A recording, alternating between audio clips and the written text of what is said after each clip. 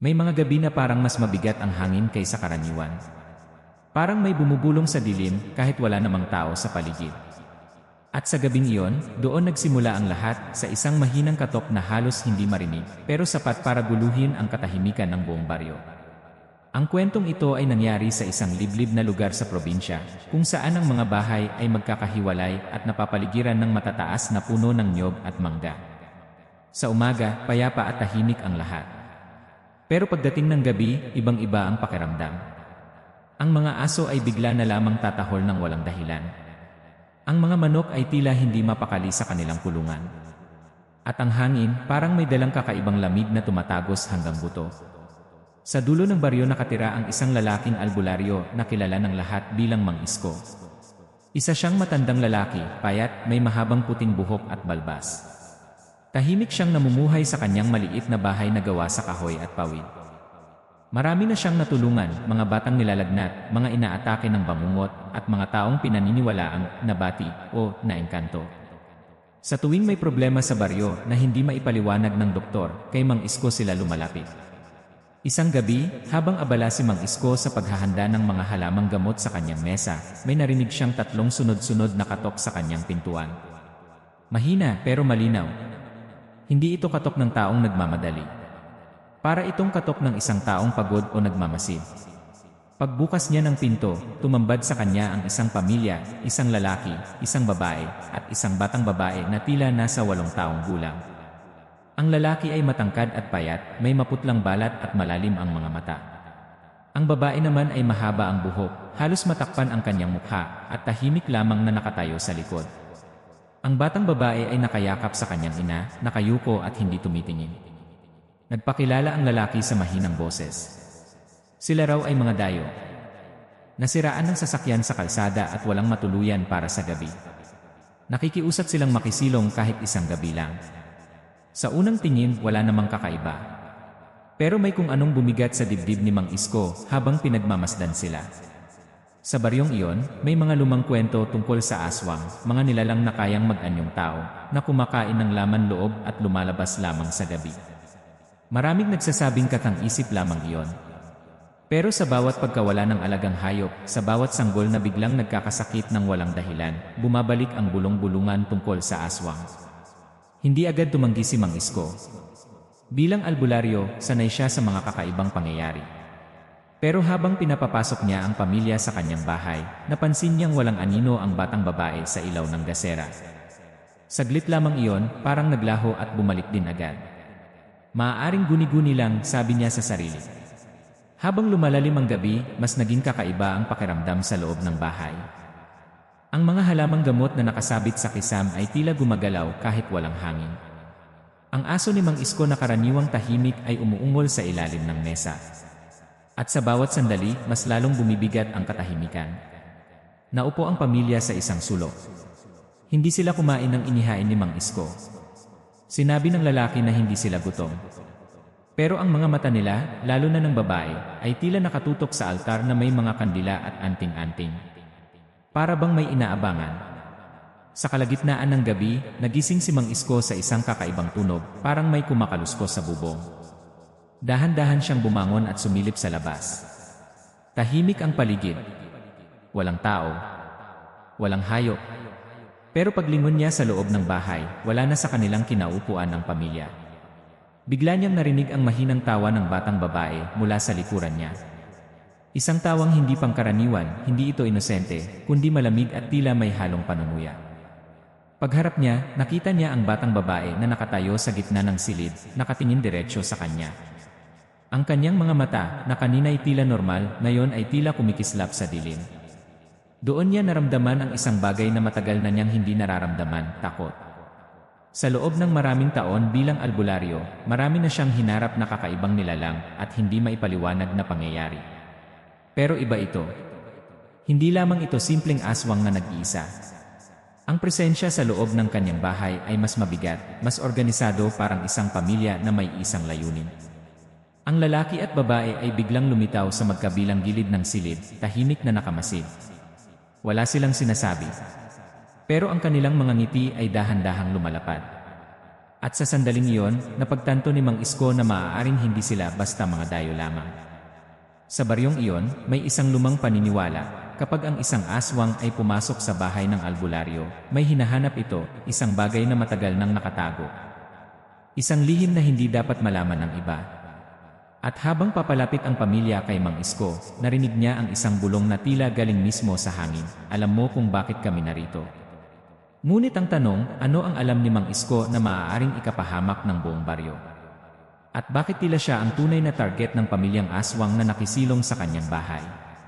Sa susunod na mangyayari, may isang lihim na mabubunyag, isang lihim na magpapabago sa lahat ng alam nila tungkol sa aswang, sa albularyo, at sa gabing hindi na nila malilimutan kailanman. Hindi agad nakagalaw si Mang Isko. Parang may malamig na kamay na pumisil sa kanyang dibdib habang papalapit ang pamilya. Ang batang babae ang unang nagsalita, ngunit hindi gumagalaw ang kanyang mga labi. Ang tinig ay tila nanggagaling sa kung saan, malapit, pero hindi tiyak kung kanino. Hindi mo ba kami natatandaan, Mang Isko? Nanlaki ang mga mata ng matandang albularyo. Ilang dekada na siyang nakatira sa baryong iyon. Halos lahat ng tao roon ay kilala niya, maging ang mga yumao na at ang mga pamilyang lumisan na. Pero ang tatlong ito, ngayon niya lang nakita. O baka pilit lang niyang nakakalimutan. Biglang umihip ang malakas na hangin sa loob ng bahay, kahit nakasara ang mga bintana. Ang mga kandila sa altar ay sabay-sabay na namatay. Tanging ang gasera na lamang ang nagbibigay ng mahinang liwanag. Sa ilaw na yon, napansin ni Mang Isko na tila mas mahahaba ang mga anino ng mag-asawa kaysa sa dapat. Umaabot ang mga ito hanggang kisang, gumagalaw ng bahagya, kahit hindi naman sila kumikilos. Dayo lang kami, mahinang ulit ng lalaki. Pero ang kanyang boses ngayon ay mas malalim, parang may dalawang tinig na nagsasalita ng sabay. Napaatras si Mang Isko hanggang sa maramdaman niya ang malamig na pader sa kanyang likuran. Sa isip niya, mabilis na bumalik ang isang alaala, isang insidenteng pilit niyang ibinaon sa limot. Maraming taon na ang nakalipas, may isang pamilya ring dumating sa baryo. Tahimik. Palaging gabi kung kumilos. At kung saan sila tumira, doon nagsimula ang sunod-sunod na pagkawala ng mga alagang hayop. May isang buntis na biglang inatake ng matinding lagnat at hindi na nagising kinabukasan. Noon unang tinawag si Mang Isko upang magsagawa ng ritual. At noong gabing iyon, may isang bahay ang nasunog sa gilid ng baryo. Walang nakaligtas. Opisyal na sinabi ng mga tao na aksidente yon. Isang natumbang lampara. Pero sa puso ni Mang Isko, alam niyang hindi iyon simpleng sunog. May ginawa siyang desisyon noon, isang desisyong maaaring may kapalit. Hindi maaari, mahina niyang bulong. Napangiti ang babae. Dahan-dahan siyang lumapit, halos hindi sumasayad ang kanyang paa sa sahig. Ang kanyang buhok ay tila may sariling galaw, parang hinahaplos ng hangin na hindi naman nararamdaman ng iba. Akala mo ba natapos na ang lahat? Tanong niya, at ang kanyang mga mata ay tila nag-iba ng kulay sa sandaling iyon, mula sa maitim tungo sa mapulang anino, bago muling bumalik sa dati. Sa labas ng bahay, nagsimulang tumahol ng malakas ang mga aso sa baryo. Isa-isa. Parang may isang bagay silang nakikita sa dilim. Nag-ipon ng lakas ng loob si Mang Isko. Inabot niya ang maliit na supot ng asin at dinurog na bawang na palagi niyang dala. Hindi siya sigurado kung makakatulong iyon laban sa kung anuman ang nasa harapan niya, pero wala siyang ibang sandata. Ngunit bago pa niya maihagis ang asin, biglang nagsalita ang batang babae.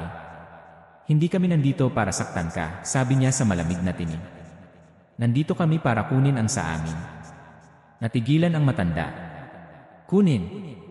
Ano ang maaaring kunin ng isang aswang sa isang albularyo? Hindi pera. Hindi gamit. Kung may hinahanap man sila, iyon ay isang bagay na mas matagal na kaysa sa bahay na ito. Muling bumalik sa kanyang alaala ang nasunog na bahay. Sa gitna ng apoy noon, may nakita siyang kakaiba, isang kahoy na kahon na hindi tinatablan ng apoy. Isang kahon na may nakaukit na simbolo. Kinuha niya iyon bago tuluyang bumagsak ang bubong. At mula noon, itinago niya ito sa ilalim ng kanyang altar, hindi kailanman binubuksan. Dahan-dahan niyang ibinaba ang kanyang kamay. Sa labas, biglang tumigil ang tahol ng mga aso. Napalitan ito ng nakakabinging katahimikan. Hindi ninyo maaaring kunin yon, matatag niyang sabi kahit nanginginig ang kanyang boses. Ngumiti ang lalaki. Hindi mo yon pag-ari. Isang malakas na kalabog ang narinig mula sa ilalim ng sahig. Parang may kumakatok mula sa ibaba. 3 beses. Parehong ritmo ng katok sa pintuan kanina. Napayuko si Mang Isko sa sahig. Sa isip niya, malinaw na malinaw ang katotohanan, hindi basta pamilya ang nasa harap niya. May koneksyon sila sa nakaraan. At kung ano man ang nasa kahon, iyon ang dahilan kung bakit sila narito. Maraming taon kaming naghintay, sabi ng babae. Akala mo ba hindi namin alam kung sino ang nagsimula ng apoy? Parang tinamaan ng kidlat ang matanda. Ginawa ko yon para iligtas ang baryo, sagot niya, halos pabulong. Talaga nga ba, sabay na tanong ng tatlo. Sa sandaling iyon, nag-iba ang pakiramdam ng buong bahay. Ang mga dingding ay tila humihinga. Ang kisam ay bahagyang umuuga. At ang hangin ay mas lalong lumamig. Sa isang iglap, nawala sa harapan niya ang pamilya. Walang tunog. Walang bakas. Para silang usok na naglaho. Ngunit hindi bumalik ang katahimikan. Sa halip, narinig ni Mang Isko ang mahinang iyak ng sanggol mula sa ilalim ng altar. Napatigil siya. Walang sanggol sa baryo na malapit sa kanyang bahay. At ang tunog ay tila nanggagaling mismo sa ilalim ng kanyang mga paa. Dahan-dahan siyang lumuhod at hinawi ang tela ng altar. Doon, sa likod ng mga kandila at anting-anting, nakita niya ang kahoy na kahon. Ngunit ngayon, bahagya itong nakabukas. At mula sa siwang, may maitim na usok na dahan-dahang lumalabas. Kasabay nito, narinig niya ang mahinang bulong mula sa kanyang likuran. Buksan mo. Hindi niya alam kung ang pamilya ba ang nagsasalita o kung ang mismong kahon. Sa labas, nagsimulang magtipon ang mga ulap. Kumidlat sa malayo kahit walang ulan. At sa bawat pagkurap ng liwanag, tila may mga aninong gumagalaw sa paligid ng bahay. Naalala niya ang babala ng kanyang sariling guro noong siya ay bata pa lamang at nagsisimula pa lang sa pagiging albularyo. May mga bagay na hindi dapat itinatago. Dahil kapag pinili mong ikulong ang dilim, hahanap at hahanap ito ng paraan para makalabas. Ngayon, tila dumating na ang panahong iyon. Hindi pa rin bumabalik ang pamilya sa kanyang harapan, pero ramdam niya ang kanilang presensya sa bawat sulok ng bahay. Sa bawat paghinga. Sa bawat tibok ng kanyang puso. Muli niyang narinig ang katok. Ngunit hindi na ito mula sa pinto. Nanggagaling ito sa loob ng kahon. At sa sandaling inilapit niya ang kanyang kamay upang tuluyang buksan ito, may isang tanong na bumalot sa kanyang isipan, kung bubuksan niya ito, may mapipigilan pa ba siya? O tuluyan na niyang pakakawalan ang isang bagay na hindi na kayang ibalik sa pagkakakulong? Sa dilim ng gabing iyon, habang ang buong baryo ay natutulog at walang kamalay-malay, isang matandang albularyo ang nakaluhod sa harap ng isang lihim na matagal na niyang itinago. At sa loob ng kahon, may isang bagay na tila naghihintay, hindi lamang upang makalaya, kundi upang maningil. Nanginginig ang kamay ni Mang Isko habang dahan-dahan niyang itinulak ang takip ng kahon. Hindi niya ito tuluyang binuksan, isang maliit na siwang lamang ang nilikha niya, sapat para masilip ang loob. Ngunit sa sandaling iyon, biglang huminto ang pag-iyak na naririnig niya. Napalitan ito ng mabagal at malalim na paghinga, na parang may nilalang na matagal nang nakapiit at ngayon ay nagigising pa lamang. Biglang nagsara ang kahon ng pusa. Napaatras siya at napaupo sa sahig. Ang dasera ay kumurap-kurap hanggang sa tuluyang mamatay. Sa dilim, mas naramdaman niya ang presensya ng 3 bisita. Hindi na sila nakikita, pero malinaw na malinaw ang kanilang presensya, parang malamig na usok na nakapaligid sa kanya. Sa labas, may narinig siyang sigaw. Isang sigaw ng babae mula sa gitna ng baryo. Tumindig ang balahibo sa kanyang batok. Hindi na lamang ito tungkol sa kanya o sa kahon. May nangyayari na sa labas. Dali-dali siyang tumayo at sinindihan muli ang gasera. Nanginginig ang apoy, pero sapat para makakita siya ng daan palabas. Pagbukas niya ng pinto, sinalubong siya ng malamig na hangin. Ang buong paligid ay tila nababalot ng manipis na hamog kahit hindi naman panahon ng ambon. Sa di kalayuan, nakita niya ang ilang kapitbahay na nagsisilipan mula sa kanilang mga bintana. May isang bahay na may nakabukas na ilaw at may nagkakagulo sa loob. Muling sumigaw ang babae. Hindi na nagdalawang isip si Mang Isko at naglakad patungo roon. Ngunit habang papalapit siya, napansin niyang tila mas humahaba ang daan. Parang ang bawat hakbang ay hindi siya inilalapit, kundi inilalayo.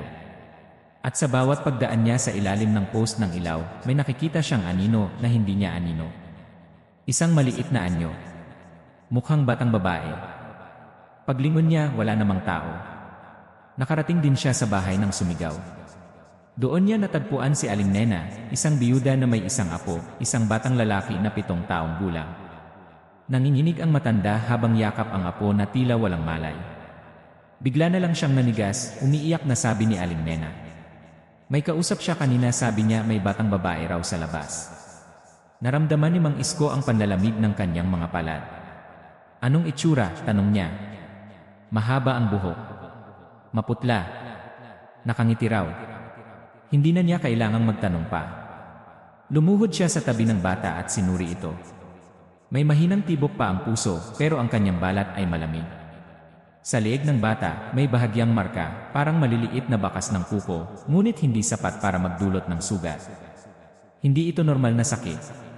Habang sinusubukan niyang magdasal at magwisik ng banal na tubig, napansin niyang ang mga salitang dati buo at malinaw sa kanyang isip ay tila nagugulo. Parang may humahadlang sa kanyang panalangin. Sa isang iglap, narinig niya ang mahinang tawa mula sa sulok ng silid. Naroon ang batang babae. Nakatayo sa likod ng pintuan, nakatitig sa kanya. Ngunit sa pagkakataong ito, hindi lamang siya ang nakakakita. Napalingon si Aling Nena at napasigaw. Sa isang kisap mata, naglaho ang bata. Hindi ito magtatapos hanggat hindi mo ibinabalik ang sa amin. Ang tinig ay umalingaw sa buong silid kahit walang gumagalaw na bibig. Biglang bumagsak ang mga larawan sa dingding. Ang mga baso sa mesa ay nagkabasag-basag kahit walang tumama. Umuwi ka na, Mang Isko, bulong ng tinig. Alam mo kung saan ito nagsimula. Dahan-dahang bumalik ang malay ng batang lalaki, ngunit nanatili ang marka sa kanyang leeg. Habang naglalakad pabalik si Mang Isko sa kanyang bahay, napagtanto niyang hindi na lamang siya ang target. Unti-unti nang naapektuhan ang buong baryo. At kung hindi niya haharapin ang pinagmulan ng lahat, mas marami pang inosente ang madadamay. Ngunit may isa pang bagay na mas lalong nagpalala sa kanyang pangamba. Sa kanyang pag-uwi, napansin niyang bukas ang kanyang pinto. Sigurado siyang isinara niya yon. Pagpasok niya, tumambad sa kanya ang kalat sa loob. Ang mga anting-anting ay nakakalat sa sahig. Ang mga halamang gamot ay tila sinunog sa isang sulok kahit walang apoy. At ang kahon, wala na ito sa ilalim ng altar. Napahawak siya sa kanyang dibdib. Mula sa likod ng bahay, may narinig siyang mahinang kaluskos. Dahan-dahan siyang lumapit sa bintana at sumilip. Sa ilalim ng punong mangga, nakita niya ang 3 figura.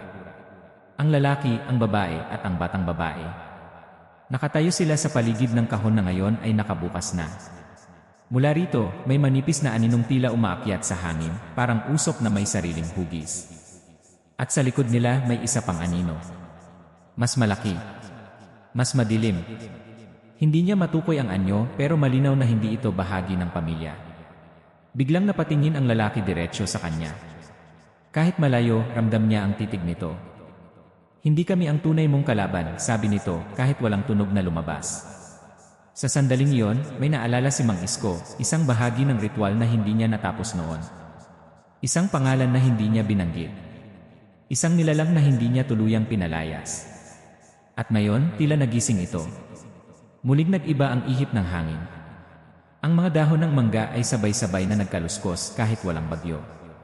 At ang aninong nasa likod ng pamilya ay tila lumawak, parang unti-unting nilalamon ang liwanag ng buwan. Narinig niya ang mga yabag sa kanyang likuran. Paglingon niya, naroon ang batang babae sa loob mismo ng kanyang bahay. Ngunit hindi na siya mukhang bata. Ang kanyang mga mata ay mas maitim, halos walang puti. Ang kanyang ngiti ay masyadong malapad para sa kanyang mukha. Hindi mo dapat kami sinunog, sabi niya. Hindi ko kayo sinunog, giit ni Mang Isko, kahit sa sarili niya ay hindi siya sigurado. Sinunog mo ang sisidlan, sagot ng bata. Pero hindi ang laman. Sa labas, nagsimulang magtilian ang mga manok. May mga aso na tila umaalulong sa iisang direksyon, papunta sa bahay niya. Unti-unti niyang naramdaman ang bigat sa kanyang mga tuhod. Parang may puwersang pumipigil sa kanyang tumayo ng tuwid. At sa labas, ang mas malaking anino ay tila papalapit. Sa unang pagkakataon sa buong buhay niya bilang albularyo, naramdaman niyang hindi sapat ang kanyang kaalaman. May mga bagay na mas matanda pa sa kanyang mga dasal. Mas malalim pa sa kanyang mga orasyon. At ngayon, parehong pamilya ng aswang at ang mas madilim na nilalang na iyon ay tila may isang layunin, ang ibalik ang isang bagay na hindi na dapat bumalik. Ngunit ano ang tunay na laman ng kahon? At sino o ano ang mas malaking aninong sumusunod sa kanila? Sa pagitan ng lumalawak na takot sa baryo at sa lihim na matagal niyang itinago, naiwan si Mang Isko sa gitna ng isang digmaan na hindi niya lubos maintindihan. At habang papalapit ang mas malaking anino sa kanyang pintuan, unti-unting napapatay ang bawat ilaw sa baryo, isa-isa. Unti-unting napaluhod si Mang Isko habang ang mas malaking anino sa likod ng pamilya ay tila lumalawak, parang usok na may sariling buhay. Hindi ito basta dilim lamang, ramdam niya ang bigat nito sa hangin, ang presensyang parang sumisiksik sa kanyang dibdib sa bawat paghinga. Ang batang babae sa loob ng bahay ay hindi kumukurap. Nakatitig lang siya, nakangiti, habang ang kanyang mga mata ay tila mas lalong umiitim. Hindi mo na ito kayang pigilan, mahina ngunit malinaw na sabi ng batang babae. Sa labas, ang lalaki at babae ay sabay na tuminala sa kalangitan. Biglang naglaho ang buwan sa likod ng makakapal na ulap. Ang buong baryo ay nabalot ng halos kumpletong kadiliman. Isa-isa nang namatay ang mga ilaw sa mga bahay. May mga sigaw sa malayo, mga taong nagtatakbuhan, mga pinto na padabog na nagsasara. Naramdaman ni Mang Isko na tila may puwersang pumipigil sa kanyang tumayo. Parang may mga kamay na humihila sa kanyang mga paa pababa. Pilit siyang humawak sa gilid ng mesa at nagawang makatayo kahit nanginginig ang tuhod. Hindi ko kayo hahayaang sirain ang baryo, sabi niya kahit ang kanyang tinig ay hindi na kasing tatag ng dati. Umiti ang batang babae. Sa isang iglap, nasa harapan na niya ito. Wala siyang narinig na hakbang. Wala siyang nakitang galaw. Basta na lamang ito lumapit. Hindi kami ang sisira, bulong nito. Ikaw ang nagsimula. Biglang bumukas ang mga bintana ng sabay-sabay. Ang malamig na hangin ay pumasok sa loob, kasabay ng mahinang bulong na parang daan-daang tinig na nagsasalita ng sabay. Hindi maintindihan ni Mang Isko ang mga salita, pero malinaw ang mensahe, may darating. Sa ilalim ng punong mangga, nagsimulang gumalaw ang lupa sa paligid ng bukas na kahon. Hindi ito pagyanig ng lindol. Parang may bumabangon mula sa ilalim. Ang mas malaking anino ay unti-unting nagkakaroon ng hugis, hindi pa malinaw, pero tila mas mataas kaysa tao, mas malapad, at mas mabigat ang presensya. Sa loob ng bahay, biglang sumara ang pinto ng malakas. Naiwan si Mang Isko at ang batang babae sa loob. Ora mismo, sabi ng bata, kailangan mong pumili. Pumili ng ano, halos pabulong niyang tanong. Ngunit hindi ito sumagot. Sa halip, itinuro nito ang altar. Paglingon ni Mang Isko, nakita niyang ang mga anting-anting ay unti-unting nagiging abo.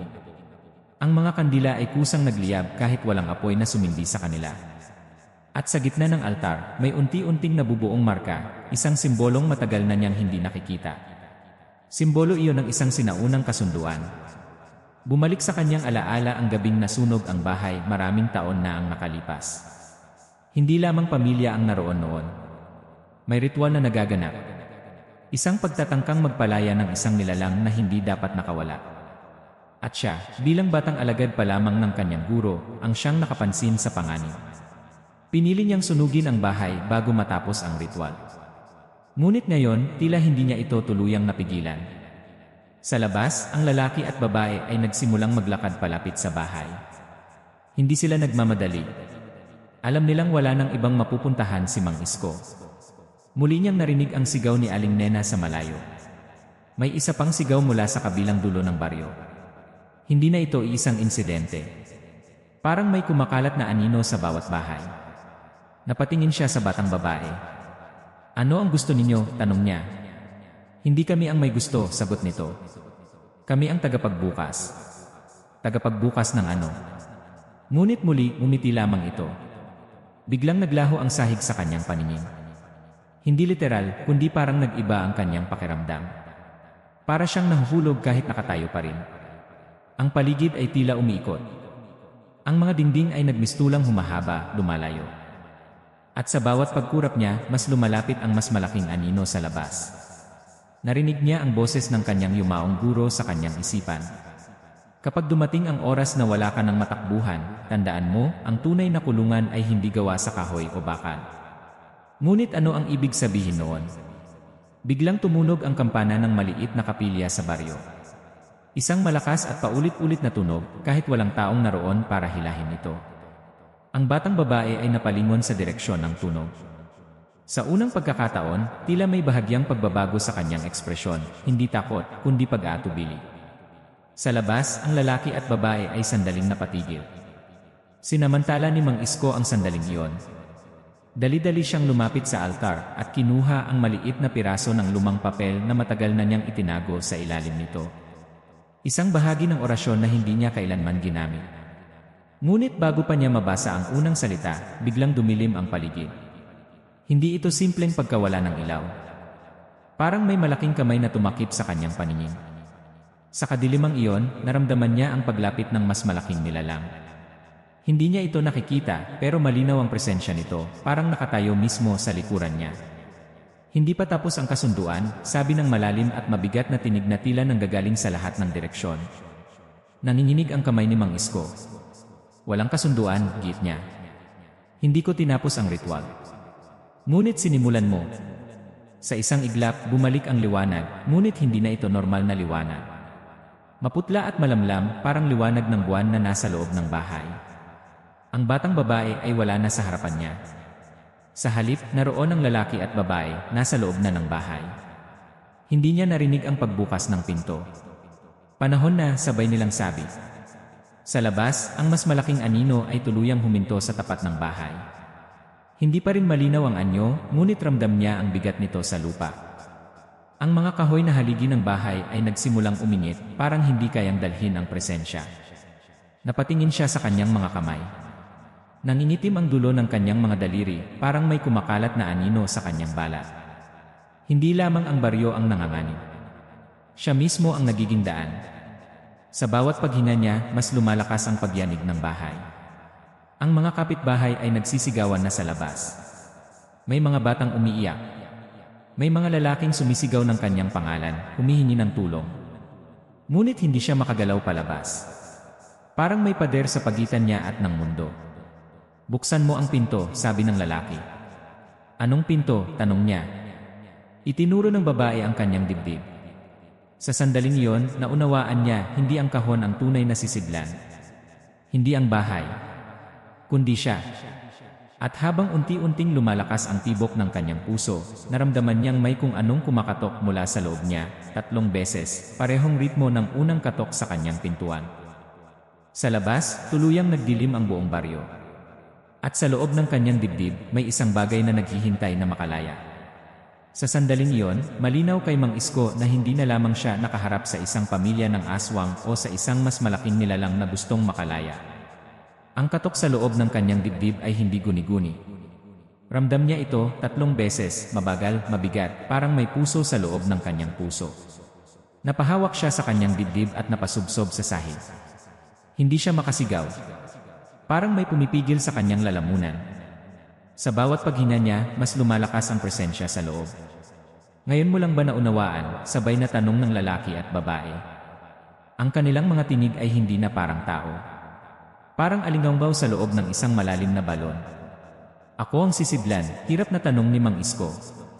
Dahan-dahang tumango ang babae. Hindi ang kahon, sabi niya. Ikaw. Parang may pumutok na alaala sa kanyang isipan. Noong gabing nasunog ang bahay, hindi lang niya sinunog ang lugar. Sa gitna ng ritual, may sandaling nagtagpo ang kanyang mga mata at ang nilalang na sinusubukang palayain ng pamilya. Hindi niya iyon lubos na nakita, pero naramdaman niya ang paglapit nito, isang malamig na usok na pumasok sa kanyang katawan habang binibigkas niya ang orasyon ng pagpigil. Akala niya noon, napalayas niya ang nilalang. Ngunit hindi niya ito napalayas. Ikinulong niya sa sarili niya. Napatawa ang batang babae, ngunit ang tawang iyon ay hindi masaya. Matagal ka na naming hinihintay. Hindi para maghiganti, kundi para tapusin ang nasimulan. Hindi ko kayo tutulungan, mahina ngunit matigas na sagot ni Mang Isko. Wala ka ng pagpipilian. Sa labas, biglang tumigil ang lahat ng sigaw. Ang katahimikan ay mas nakakatakot kaysa sa kabuluhan kanina. Parang ang buong baryo ay sabay-sabay na napigil ang hininga. Biglang nagbago ang anyo ng mas malaking anino sa labas. Sa pamamagitan ng maputlang liwanag mula sa bintana, bahagya na niyang nakita ang hugis nito, hindi ito simpleng halimaw. Wala itong malinaw na mukha. Isa itong tila naglalakihang aninong may mga bahagyang hugis ng mga kamay na nakadikit sa katawan nito, parang binubuo ng maraming nilalang na pinagsama-sama. At sa gitna nito, may kumikislap na liwanag, parang isang maliit na apoy na pilit na kumakawala. Hindi kami ang kalaban mo, sabi ng lalaki. Kami ang bantay. Bantay, ulit ni Mang Isko. Sagot ng babae. Ang pamilya namin ang naatasang magbantay sa nilalang na iyan. Taon-taon, may ritual. Taon-taon, may kailangang magsakripisyo upang manatili itong mahina. Nanlaki ang mga mata ni Mang Isko. Kaya may nawawala sa baryo, hindi sumagot ang babae. Ngunit sapat na ang katahimikan para maunawaan niya. Sinunog ko ang bahay para pigilan kayo, sigaw niya. At dahil doon, malamig na sagot ng lalaki, nawala ang ritual. Nawala ang bantay. At napunta sa iyo ang bigat ng dapat sana'y hinahati namin. Biglang kumirot ang kanyang dibdib. Napasigaw siya habang tila may gumagapang na anino sa ilalim ng kanyang balat. Ang kanyang mga ugat ay bahagyang umitim, parang may tinta na kumakalat sa loob niya. Hindi ito maaaring mangyari, bulong niya. Matagal na itong nangyayari, sabi ng batang babae. Bawat lagnat na hindi maipaliwanag. Bawat bangungot ng mga bata. Bawat pagkawala ng hayop. Ikaw ang sentro. Parang bumagsak ang mundo ni Mang Isko. Sa loob ng maraming taon, naniwala siyang nailigtas niya ang baryo. Na siya ang naging bayani ng gabing iyon. Ngunit paano kung siya pala ang naging dahilan ng mas mabagal, mas tahimik na kapahamakan? Sa labas, ang malaking anino ay tila humahabol sa liwanag sa gitna nito. At sa bawat tibok ng puso ni Mang Isko, mas lumalakas ang kislap na iyon. Kapag tuluyan itong nakawala, sabi ng babae, hindi lang baryo ang mawawala. Bakit hindi niyo sinabi noon? Galit na tanong niya. Sinubukan namin, sagot ng lalaki. Ngunit pinili mong maging bayani. Sa isang iglap, nagbago ang paligid. Hindi na siya nasa loob ng kanyang bahay. Parang ibinalik siya sa gabing nasusunog ang lumang bahay. Naroon ang apoy. Naroon ang pamilya, mas bata pa ang anyo. At naroon ang kanyang sariling kabataan, hawak ang lampara. Narinig niya ang sigaw ng kanyang guro noon, may kapalit ang bawat pagpigil. Ngunit mas pinili niyang sindihan ang apoy kaysa makinig. Bumalik siya sa kasalukuyan, hinal at pawis na pawis. May paraan pa, desperado niyang sabi. Meron, sagot ng batang babae. Pero hindi mo magugustuhan. Unti-unting lumapit sa kanya ang mas malaking anino. Hindi na ito nasa labas lamang. Ang bahagi nito ay tila pumapasok sa loob ng bahay, dumadaan sa mga dingding na parang usok. At doon niya napagtanto ang pinakamasakit na katotohanan. Hindi ito gustong makawala upang sirain ang baryo. Gusto nitong makabalik sa kanya. Dahil siya ang naging kulungan. Kapag tuluyan itong bumalik sa iyo, sabi ng lalaki, magiging buo ito. At kapag naging buo, mawawala ka. Anong ibig mong sabihin? Nanginginig niyang tanong. Hindi ka na magiging ikaw. Sa sandaling iyon, ang maliit na liwanag sa gitna ng anino ay biglang tumama sa kanyang dibdib. Isang malamig na pakiramdam ang kumalat sa buong katawan niya. Parang may dalawang tibok na nagsasalubong. Napayuko siya at napahawak sa sahig. Hindi na niya maramdaman ang kanyang mga paa. May isang paraan para pigilan ito, sabi ng babae, mas mahinahon na ngayon ang tono. Kailangang tapusin ang ritual. Ngunit hindi tulad ng dati. Tapusin paano? Ngumiti ang batang babae, ngunit ngayon ay hindi na malamig ang kanyang ngiti. May lungkot na kasama. Kailangang may magbantay. Natahimik si Mang Isko. At doon niya naunawaan ang tunay na sakripisyo. Hindi niya maaaring sirain ang nilalang.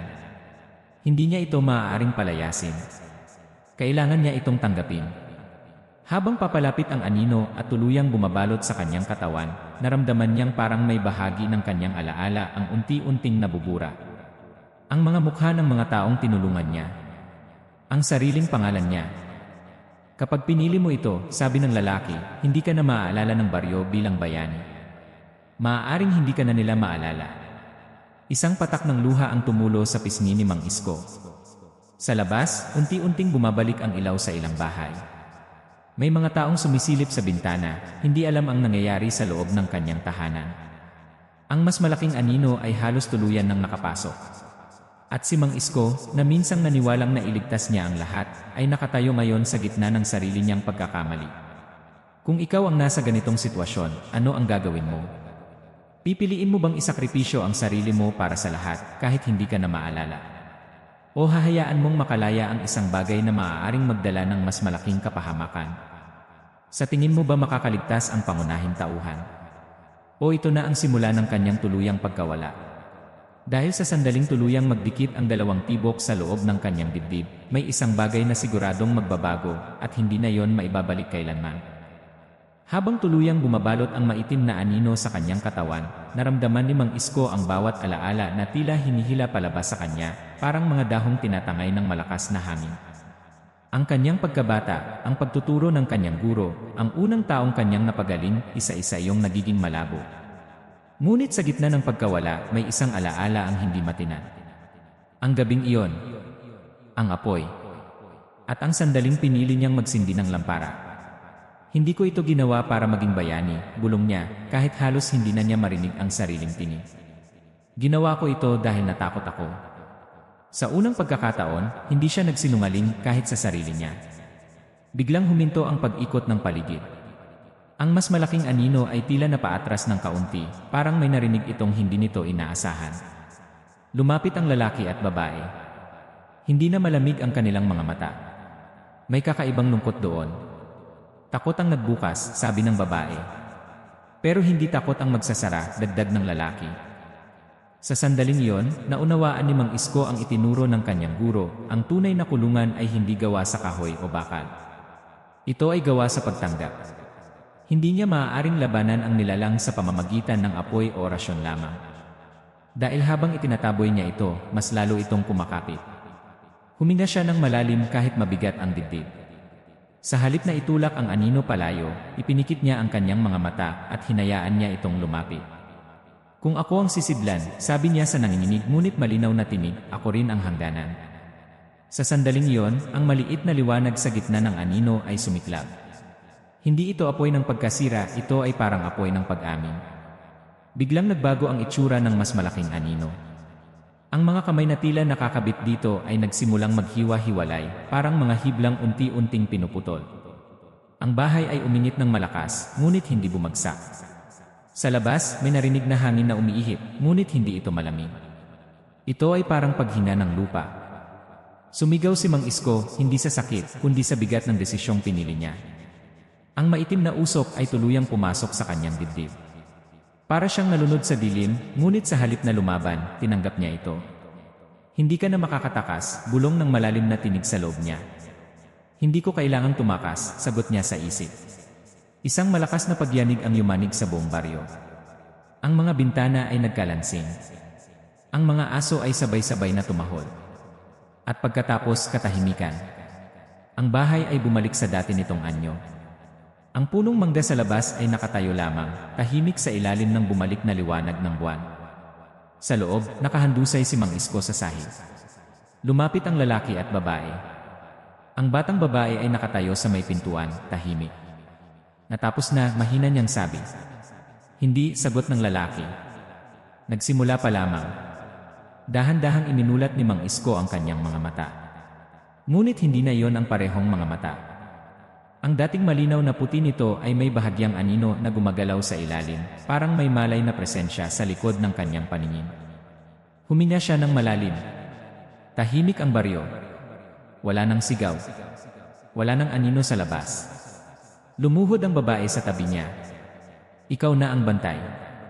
Tumango siya, kahit hindi siya sigurado kung siya pa ba ang may kontrol sa kanyang katawan. Sa labas, unti-unting nagbukas ang mga pinto ng mga bahay. Ang mga tao ay nagsilipan, tila walang maalala kung bakit sila nagising sa gitna ng gabi. Si Aling Nena ay lumabas at niyakap ang kanyang apo, na tila maayos na ang pakiramdam. Walang marka sa leg. Walang bakas ng nangyari. Parang may bumura sa alaala ng lahat. Lumipas ang ilang minuto o oras. Hindi niya alam. Ngunit may isang bagay na napansin ng pamilya ng aswang. Habang nakatayo si Mang Isko at unti-unting naglalakad palabas ng bahay, ang kanyang anino sa lupa ay hindi tumutugma sa kanyang galaw. Ang kanyang katawan ay gumagalaw ng mabagal, pagod, ngunit ang anino ay bahagyang nahuhuli, parang may sariling pag-isip. May mali, bulong ng batang babae. Ngunit huli na. Sa loob ng dibdib ni Mang Isko, ang dalawang tibok ay hindi nagsanib. Sila ay nagsabay. At sa pagitan ng bawat tibok may mahinang bulong. Hindi ito galit. Hindi ito gutom. Ito ay pasasalamat. Napahinto ang lalaki at babae. Ramdam nila ang pagbabago. Hindi ito ang inaasahan, sabi ng lalaki. Dahan-dahang napangiti si Mang Isko. Ngunit ang ngiting iyon ay hindi malinaw kung kanya. Sa unang pagkakataon, nagsalita ang mas malalim na tinig, hindi sa loob ng kanyang isip, kundi sa pamamagitan ng kanyang bibig. Salamat sa pagpapalaya. Nanlaki ang mga mata ng babae. Hindi ka namin pinalaya, sabi niya, halos pabulong. Hindi ninyo napansin, sagot ng tinig. Hindi ako ang nakulong sa kanya. Parang yelo na bumuhos sa kanilang mga ugat. Dahil ang buong akala nila, si Mang Isko ang sisidlan. Ngunit paano kung baliktad? Paano kung mula pa noong gabing iyon, ang nilalang ang siyang nagbantay, nakapaloob sa isang katawan na piniling huwag tuluyang wasakin ito? Ang anino ni Mang Isko sa lupa ay tuluyang humiwalay sa kanyang paa sa loob ng ilang segundo bago muling dumikit. Ngunit sapat na yon para makita nila. Hindi na nila alam kung sino ang nakatayo sa harap nila. Ang matandang albularyo na nag-alay ng sarili. O ang nilalang na piniling manatili. Sa malayo, tumilaok ang manok. Hudyat ng pagsikat ng araw. Ang baryo ay tila ligtas.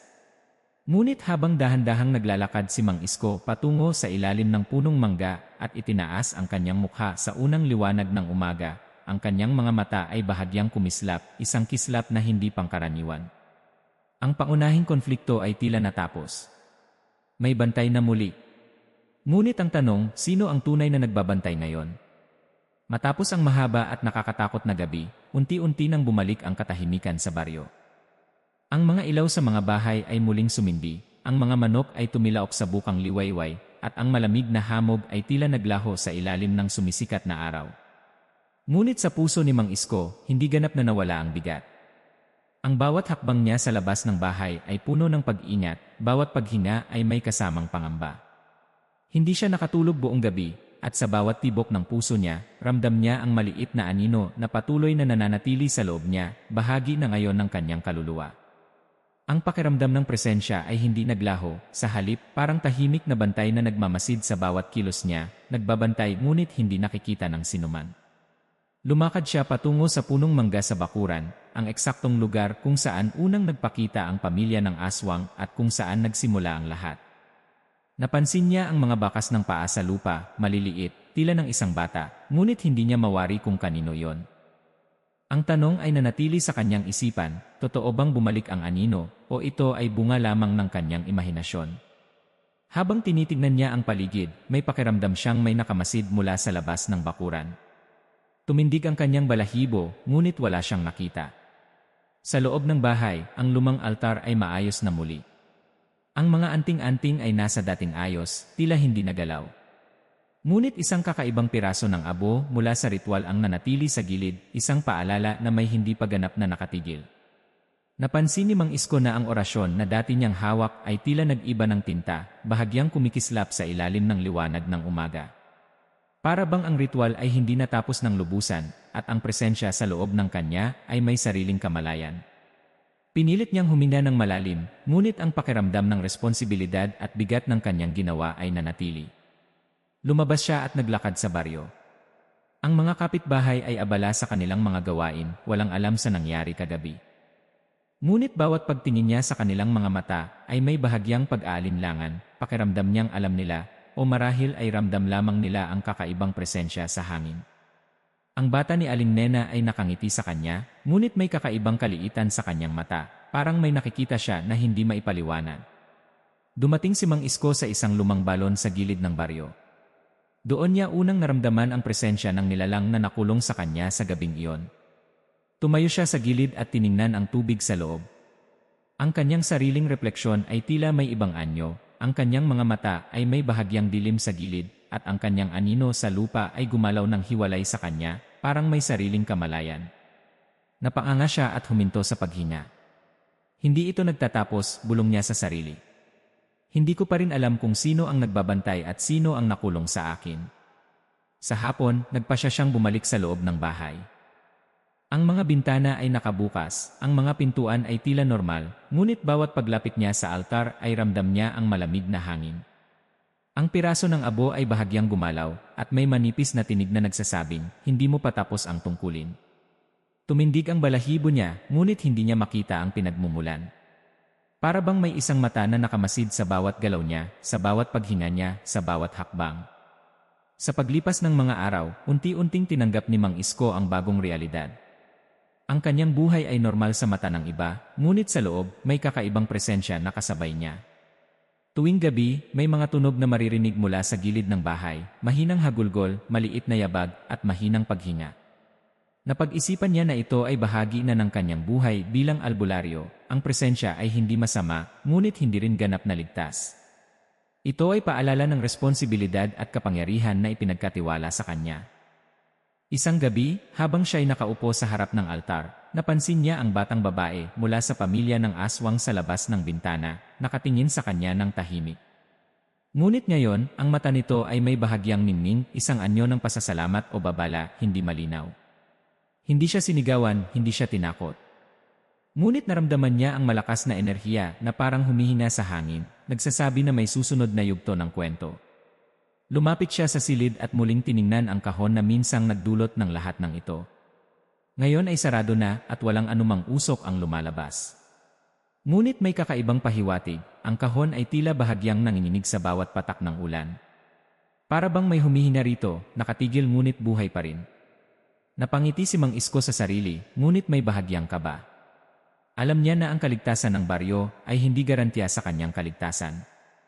Isang linggo matapos ang lahat, habang siya ay naglalakad sa gitna ng baryo, may maririnig siyang mahinang bulong mula sa isang lumang puno sa gilid ng kalsada.